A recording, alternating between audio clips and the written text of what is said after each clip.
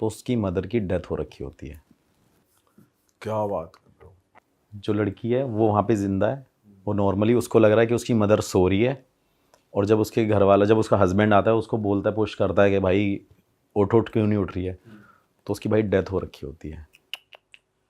और डेथ होने के बाद अब सबके माइंड में ये होता है कि भाई कि कैसे डेथ हो गई है। फिर भाई फॉरेंसिक रिपोर्ट और ये वो पोस्टमार्टम होता है, सारी चीज़ें होती हैं, मेडिकली पता करते हैं वो।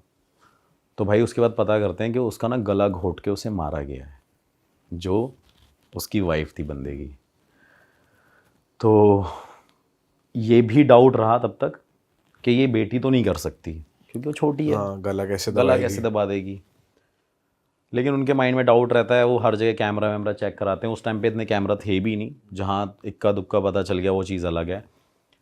उसके बाद क्या होता है भाई कि फिर उसकी फैमिली डिसाइड करती है और आस पड़ोस के लोग खड़े हो जाते हैं और वो यही बात बोलते हैं, हमने आपको मना किया था ना कि ये घर मत लेना आप, कि यहाँ पे कुछ ना कुछ नेगेटिव है, कुछ हाँ नेगेटिव है, यहाँ पे कोई एंटिटी है, यहाँ पे पिशाचनी घूमती है, कोई भूत बोलता था, कोई चुड़ैल बोलता था।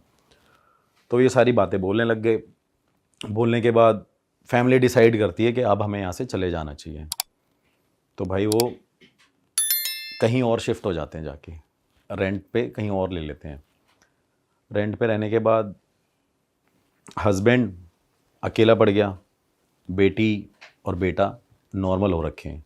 फिर उसको लगता है कि यहाँ पे कुछ हुआ ही नहीं था, इसकी डेथ किसी और रीज़न से हुई है, शायद इसका कहीं अफेयर होगा, ये रीज़न हो सकता है। क्योंकि कई बार उनके बीच में ऐसी भी कहा सुनी हुई थी कि फ़ोन पे किसी के उसके एक्स के टेक्स्ट आते थे, ऐसा कुछ चल रहा होगा, मतलब पुराने बंदे से बात कर पुराने बंदे से बात करी, तो उसको ये डाउट हुआ कि शायद ये वही बंदा है। अच्छा, नए घर में आके बच्चे अब नॉर्मल हो चुके हैं। हाँ बच्चे नॉर्मल हैं, बच्चे कुछ नहीं है, लेकिन वो उसके माइंड में डाउट आया कि शायद इसका कुछ पहले से सीन उन्होंने पकड़ा होगा हस्बैंड ने वाइफ में, कि गांव का कोई था, उससे चक्कर चल रहा होगा, ऐसी ऐसी चीज़ें होंगी। तो भाई जैसे ही वो नॉर्मल रहते हैं, सारी चीज़ें चलती हैं, वो उस लड़के को पकड़ के ले आते हैं जिससे बात होती थी। अच्छा, तो भाई उससे पूछते हैं, भाई पुलिस वाले लेके जाते हैं उसको, वहाँ पे उसको पीटते हैं, मारते हैं, सारी चीज़ें करते हैं। वो कहता मैं तो यहाँ पे था ही नहीं। फिर वो कोर्ट में केस फाइल होता है, मतलब एक डाउट केस हो गया है, जो भी है, कि ऐसी ऐसी चीज़ें हैं। फिर उसके बाद क्या होता है कि वहाँ पे थोड़े टाइम बाद उसका फादर उस घर में दोबारा जाता है कि मैं अब देखता हूँ कि यहाँ पे कुछ है या नहीं है, शायद ये उसी वजह से इसकी डेथ हुई थी। तो भाई इससे पहले हम कहानी में आगे बढ़े, मैं ज़रा ऑडियंस से कुछ बात करना चाहता हूँ। हाँ, तो भाई अगर आप लोग को लग रहा है कि आपके ऊपर भी नेगेटिव एनर्जी है, आपके काम नहीं बन रहे हैं, आपके रिलेशनशिप्स वर्क नहीं कर रहे हैं, शादी नहीं चल रही है, या फिर आपको लग रहा है कि यार मैं कौन से प्रोफेशन में जाऊँ, कौन सा करियर पाथ चूज़ करूँ, तो मैं आपको बता दूँ आपके लिए एक ऐप है पैराटॉक्स, जहाँ पर आपको मिलेंगे कुछ पैरा एक्सपर्ट्स, बहुत ही ज़्यादा स्किल्ड और एक्सपीरियंस्ड पैरा एक्सपर्ट्स जो आपकी हेल्प करेंगे। तो जितने भी एंड्रॉइड यूजर्स हैं वो पैराटॉक्स को डाउनलोड कर सकते हैं, डिस्क्रिप्शन में लिंक मौजूद है। और अगर आप एक एप्पल यूज़र हैं तो डिस्क्रिप्शन में मौजूद है एक फॉर्म, आप उस फॉर्म को फिल कीजिए, आपको पैरा एक्सपर्ट्स आगे से कनेक्ट करेंगे। तो चलिए स्टोरी में आगे बढ़ते हैं। हाँ भाई। तो भाई डेथ होने की वजह से वो दोबारा वहाँ पे जाके रहने लगता है, लेकिन उनको फिर वो नेगेटिविटी फील होती है और फिर वो 2-3 दिन बाद घर छोड़ के वापस आ जाते हैं। तो उसको फाइनली कंफर्म हो गया कि यहाँ पे कुछ है जो हमें भगाता है और जो मेरी बेटी बोलती थी। तो भाई वो चले जाते हैं। वो लड़की जो छोटी थी वो बड़ी हो जाती है एक टाइम पे जाके, और उसने शादी कर ली थी, मतलब उसकी शादी हो गई अब। तो तब तक वो इस बात से अनजान थी कि जब मेरी मदर मेरे साथ सो रही थी और मेरी माँ की डेथ हो गई थी, और उस टाइम पे मैं ऐसे बिहेव करती थी इस घर में। उसे याद नहीं रहता था, उसे याद नहीं था। ठीक है। तो उसने शादी कर ली होती है। अब जब उसके फादर ने और हस्बैंड ने, जो उसका दामाद था, वो अपने दामाद को बोलता है कि कम से कम तू इसको बता तो दे कि इसकी मदर की डेथ कैसे हुई है, क्या है, क्या कारण हुआ था ये वो। तो फिर उसको वो पूरी कहानी बताते हैं कि यार ऐसी ऐसी बात हुई है और ये हुआ था। अब वो लड़की इस बात को एक्सेप्ट नहीं करती कि ऐसा हो ही नहीं सकता कि मेरी वजह से मेरी माँ चली गई हो। तो भाई उसके माइंड में वो आता है कि मैं अब अपने हस्बैंड को लेके जाऊंगी और मैं वहीं रहूंगी, उसी घर में। अच्छा, उसी घर के अंदर दोबारा मैं रहूंगी, मैं सरवाइव करूंगी वहाँ पे। उसका भाई जो हस्बैंड है लड़की का, जिसकी शादी हो गई है, वो मना करता है, क्योंकि उसके फादर जो लड़की के हैं वो मना करते हैं कि भाई यहाँ नहीं रहना तूने। लेकिन वो एनी हाउ अपने हस्बैंड को फिर से कन्विंस करती है कि नहीं यार, मेरी माँ यहाँ पे मैंने खोई थी, मुझे अपनी माँ की बहुत याद आती है। किसी किसी अटैचमेंट भाई बहुत ज़्यादा हो जाता है सही बात एक्चुअली। है। तो वो उसके माइंड से वो निकलता नहीं है, वो ऐसा हादसा उसके माइंड में वही चीज़ स्टक करके बैठ गई। और बोल भी ऐसे दिया कि तेरी उससे हुई है। हाँ, तेरी उससे हुई थी कि जब तू वहाँ पे सो रही थी। थोड़े टाइम बाद क्या होता है भाई कि वो कैसे ना कैसे वहाँ पे जाके इंसिस्ट करके पहुँच जाती है। और उस टाइम पे उसकी एक बेटी होती है भाई पैदा वहाँ पे उसी घर में। सेम वही कहानी रिपीट हो रही है कि वहाँ पे एक और बेटी बर्थ लेती है। तो जब वो बेटी धीरे धीरे बड़ी होती है तब तक तो वहाँ पे कुछ नहीं होता, सब नॉर्मल रहता है। जैसे ही भाई वो 6, 7, 8, 10 साल की होती है, होने के बाद उसको भी यही सेम फील होता था जो उसकी माँ को फील होता था बचपन में। उसको कोई बोलता था कि ये घर छोड़ के चले जाओ वरना मैं तुझे मार दूंगी, तेरी माँ को भी तो हमने मारा था। ऐसे करके अब भाई वो चीज़ बोलती है अपनी माँ को सेम बात कि ऐसे ऐसे मम्मी कुछ हो रहा है। उसकी माँ क्या करती है भाई, किसी अघोरी तांत्रिक पे जाती है और घर पे बुला के लेके आती है। तो अघोरी ने उससे उस टाइम पे करीब 15-16 हज़ार पे लिए, कुछ ऐसे ऐसे पूजा वूजा पाठ जो भी तंत्र क्रिया मंत्र क्रिया करी। तो वहाँ पे जाने के बाद क्या किया उसने कि अब हमारा घर ठीक है, कुछ नहीं हो रहा, सब कुछ भाई नॉर्मल चल रहा है। अब क्या हुआ, हस्बैंड वाइफ और वो बेटी तो साथ में सोते ही थे क्योंकि 3 ही थे, तब 2 थे बच्चे, अब 1 है। तो उसके बाद क्या होता है कि जैसे ही वो थोड़े टाइम बाद उसकी बेटी ऐसे सीढ़ियों पे खड़ी होती है, उसकी माँ को ना सपना आता है रात को कि तेरी बेटी ऐसे सीढ़ियों पे खड़ी होगी और मैं धक्का दे दूंगी अगर तुम इस घर को खाली करके नहीं गए तो। उसी लड़की को थोड़ी सी फंबल है ये स्टोरी क्योंकि बहुत ज़्यादा इसमें चीज़ें ऐसी हो रखी हैं। मतलब छोटी लड़की को धक्का दे दे। हाँ, धक्का दे देंगे, उसको सपना आता है। तो वो इस चीज़ को ना सीरियस ले जाती है। तो वो अपने हस्बैंड से शेयर करती है कि यार ऐसी ऐसी बात है और ये हो तो क्या किया जाए। उसका हस्बैंड कहता है नहीं नहीं, इतने टाइम से तो ये बड़ी हो गई, पाल पोस लिया हमने, बड़ा कर दिया, अब कैसे ही कुछ हो सकता है। उसके बाद भाई जैसे ही वो 10-15 दिन नहीं कटते हैं, वो लड़की वहाँ पे खड़ी होती है।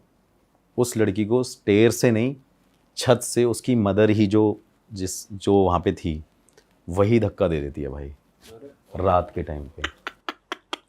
मतलब पहले वो अपनी माँ को मारा, अब अपनी बेटी, फिर अपनी बेटी को मारा उसे। सेम चीज़ हुई। और वो जब चीज़ हुई ना तो उसकी मदर को, मतलब उसके हस्बैंड को पता चल गया कि भाई इसके अंदर कुछ ऐसा हुआ था जिस वजह से इसने ऐसा ऐसा करके किया। थोड़े टाइम बाद भाई वही चीज़ें होती है कि ऐसा कैसा हो गया, वही हादसा उसके माइंड में वही चल रहा है कि मैंने अपनी माँ को भी मार दिया, मैंने अपनी बेटी को भी मार दिया। और कर कौन रहा है भाई, जिसने कुछ टाइम पहले वहाँ पे आत्महत्या करी थी, वो चीज़ हो रखी थी। उसके बाद क्या होता है कि थोड़े दिन बीतते रहते हैं, वो वहाँ से इस चीज़ों से उभर के आते हैं, वो लेडी घर छोड़ के चली जाती है वापस। अपने हस्बैंड के साथ, मतलब दोनों फिर दोबारा वो कहीं निकल गई, सेम चीज़ वही रिपीट हो रही है। जैसे ही वो घर छोड़ के जाती है भाई, उसके बाद क्या होता है कि उसको फिर सपना आ रहा है कि इस घर में वापस आ। अरे अब बुलाया जा रहा है। अब बुलाया जा रहा है उसको।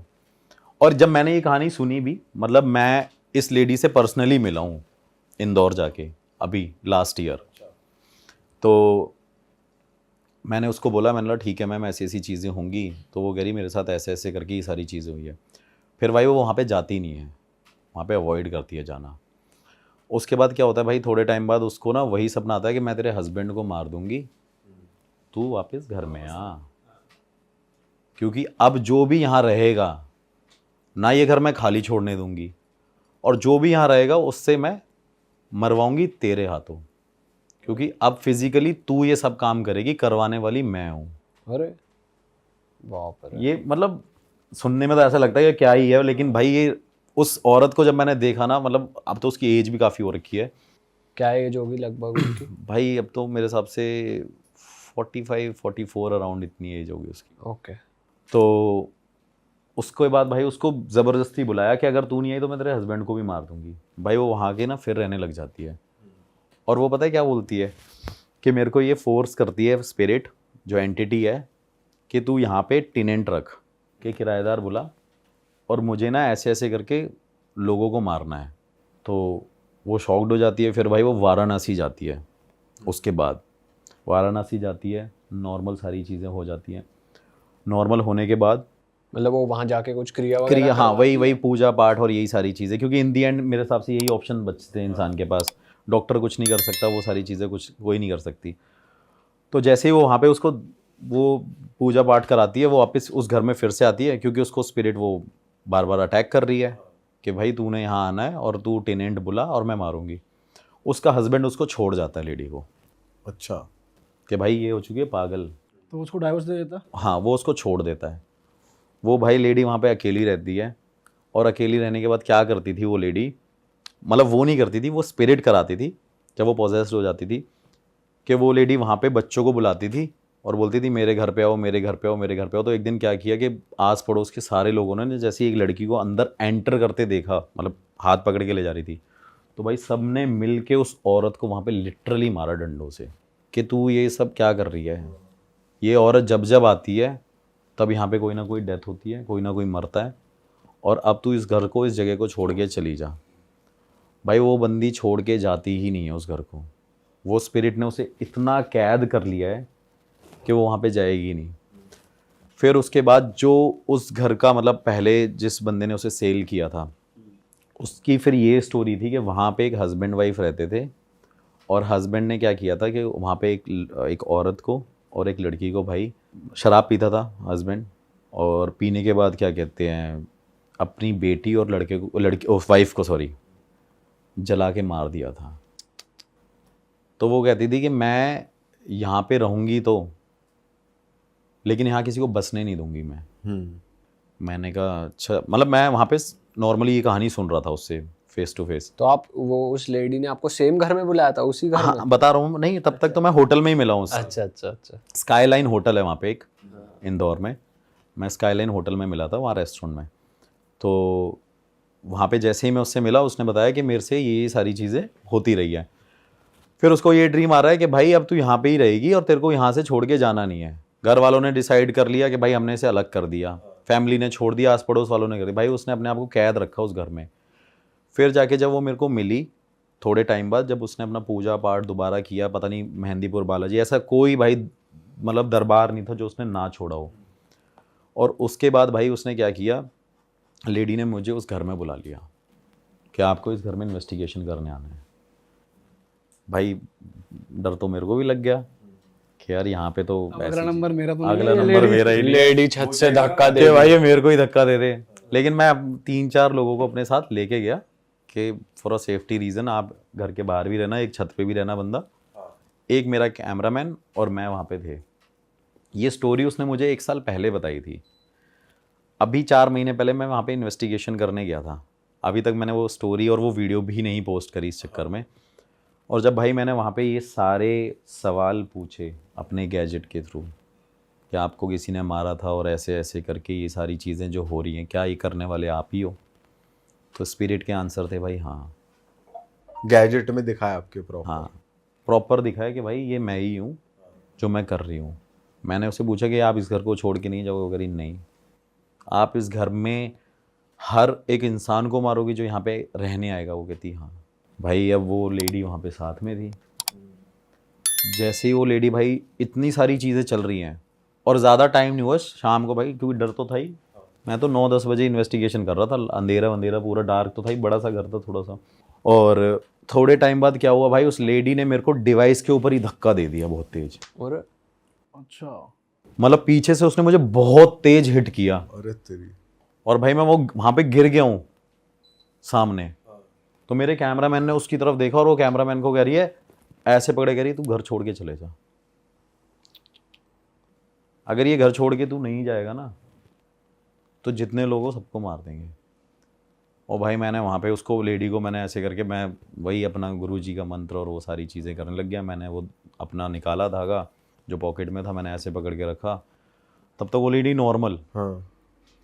कुछ नहीं है वो, और वैसे भी नॉर्मल थी वो, लेकिन उसने उस मीन टाइम पे वो हरकत करी है। फिर वो एकदम ठीक हो गई? वो ठीक थी, मतलब धक्का दिया और उसको पकड़ा, और जैसे हमने उसे देखा तो वो एकदम नॉर्मल हो गई है। और वो लेडी भाई लिटरली रो के नीचे ज़मीन पे बैठ के कह रही है मुझे इससे बचा लो, ये सामने खड़ी हुई और ये मेरे को बोल रही है इनको मार। अच्छा, वो किसी एक खाली जगह पॉइंट आउट कर रही है? खाली जगह पॉइंट आउट कर रही है, कह रही है ये देखो सामने, ये मेरे को बोल रही है कि इनको मार दे और यार चले जाए, इनको बोल दे यहाँ से चले जाए या इनको मार दे।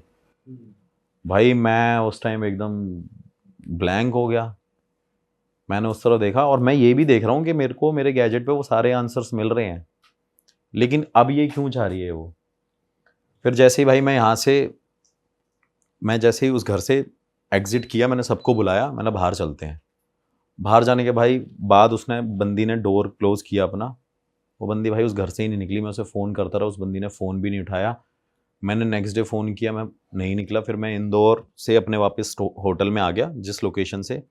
फिर लोकेशन से आने के बाद भाई मैंने उसको फ़ोन किया, वो कह रही कि स्पिरिट कह रही थी कि तूने उसे जाने कैसे दे दिया।